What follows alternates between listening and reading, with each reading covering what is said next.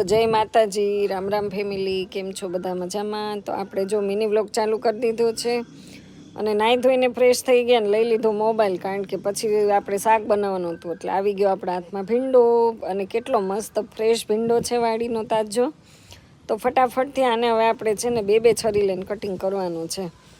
તો જો આટલો કટિંગ આપણે કરી લીધો છે, અને ભીંડાનું શાક તો બહુ ફેવરિટ છે મારું, એટલે જલ્દી એનો નાનકડો વઘાર કરી લઈને આપણે જો હવે શાકભાજી માટે બધું રેડી કરી દીધું ગેસ ઉપર, ને વઘાર પણ કરી લીધો.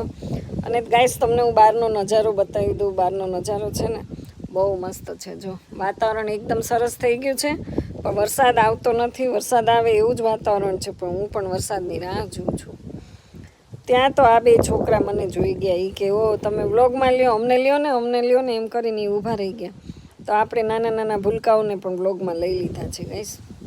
તો બંને એટલા બધા ખુશ થઈ ગયા. પછી તો સાયકલ લઈને બેને નીકળી ગયા કે સરખો અમારો વિડીયો ઉતાર્યો. મેં કીધું હા, ત્યાં તો બપોરનો ટાઈમ થઈ ગયો ને આવી ગયો વરસાદ, કારણ કે હું વરસાદ કરતી હતી. ને પછી છે ને વરસાદ એટલો બધો આવ્યો નહીં, બસ આટલો વરસાદ આવ્યો ને અહીંયા આપણે ચા પીધી હતી ને ફટાફટ વાસણ લઈ લીધા.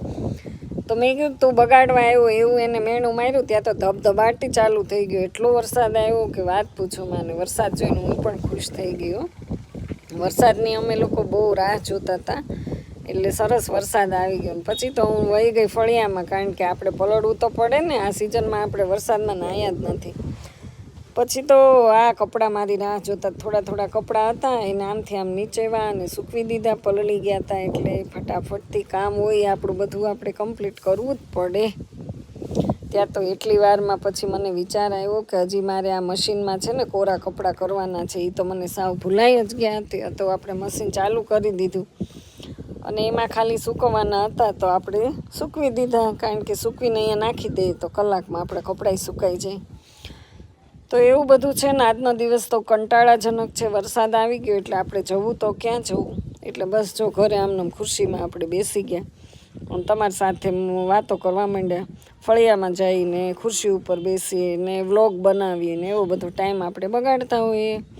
પછી તો મારી નજર ગઈ આ ફૂલ ઉપર. તો આ ફૂલનું નામ આવડતું હોય તો કોમેન્ટ તમે કરી દેજો, કારણ કે આ ફૂલનું નામ શું છે એ મને ખબર નથી, પણ બહુ સરસ છે હો. નાના ફૂલ પણ એકદમ કેટલો સરસ કલર છે. અને અમે તો આને શો પીસ કહીએ, તમે શું કહેતા હોય એ ખબર નથી. તો એ બધું આપણે જોતા આપણે આવી ગયા ઉપર. અને હવે પછી આપણે વ્લોગને પણ એન્ડ આપી દેવો છે, કારણ કે મારે બેસવું તું કામે, એટલે હવે મશીનને સંભાળવું પડશે ને. થોડી જાજી સિલાઈ બાકી હતી તો મેં મશીન લઈ લીધું. તો બસ વ્લોગને એન્ડ કરું છું. જય માતાજી, રામ રામ, બાય બાય, જય મહાકાલ.